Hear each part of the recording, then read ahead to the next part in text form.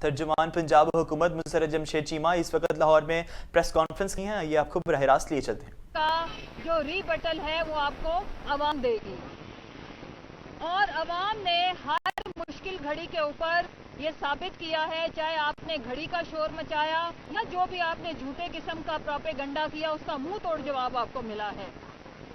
میں آپ کو بتانا چاہتی ہوں کہ آپ جس اخلاقی گراوٹ کا شکار ہیں، آپ یہی ڈیزرو کرتے ہیں. اور آپ نے اس ملک میں جو اقدار کی، جو ہیومینٹی کی، ہیومن رائٹس کی جو دھجیاں اڑائی ہیں، اس کی بھی پوری دنیا میں کوئی مثال نہیں ملتی. لیکن ہم تو ایک ڈسپلن کے تحت چلتے ہیں. ظاہر ہے جتنے گرے ہوئے، جتنی بے شرمی ڈھٹائی کے ساتھ آپ نے اس ملک کے جو ہماری یوتھ ہے 66%، ان کو یہ سب کچھ کر کے اب کیا میسج دینا چاہتے ہیں جبکہ اسمارٹ فون سب کے پاس ہے. تو میں آپ کو بتانا چاہتی ہوں انشاءاللہ آپ کی زبان میں جس طرح کے آپ ہوں، جو آپ ڈیزرو کرتے ہیں، اسی زبان میں عوام آپ کو آواز دے، جواب دے گی، اور وہ دے بھی رہی ہے. اس کے علاوہ آپ کو یاد ہوگا کہ ایک ننھی منی مارچ اور ایک چھوٹی سرجری مارچ یہ کی گئی تھی، اور سلوگن کیا تھا؟ مہنگائی مکاؤ مارچ. لیکن اس ننھی منی مارچ اور چھوٹی سرجری مارچ کو میں بتانا چاہتی ہوں کہ شاید آپ نے وہ غلطی سے مہنگائی مکاؤ مارچ لکھا تھا، وہ تھا غریب مکاؤ مارچ.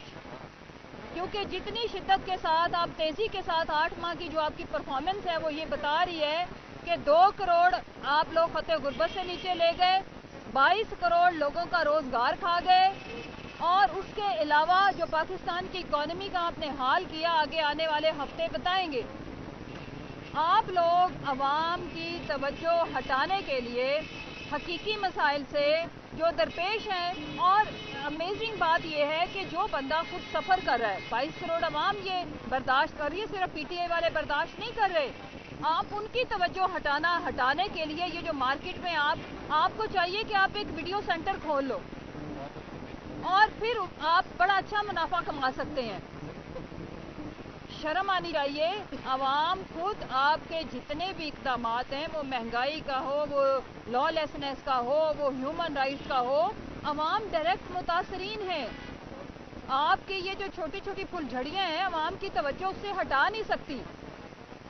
اور یہ آپ ضرور کرتے ہیں. ایک چیز کے لیے ویسے میں آپ کا شکریہ ادا کرتی ہوں کہ جب آپ نے یہ حرکتیں کی ہیں، عوام کی ہمدردیاں بھی خان صاحب کے ساتھ زیادہ بڑھی ہیں.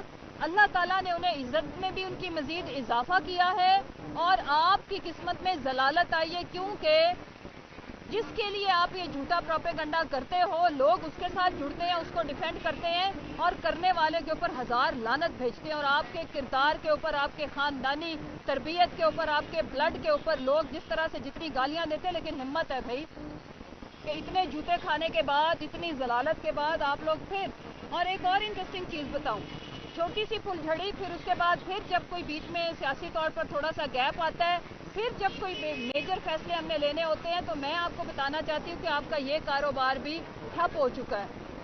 عوام آپ کو دھتکار رہی ہے، ڈیلی بیسس پہ بد دعائیں دے رہی ہے. مزید گالیوں میں اپنی گالیوں میں خود اضافہ کرنے کے لیے شکریہ.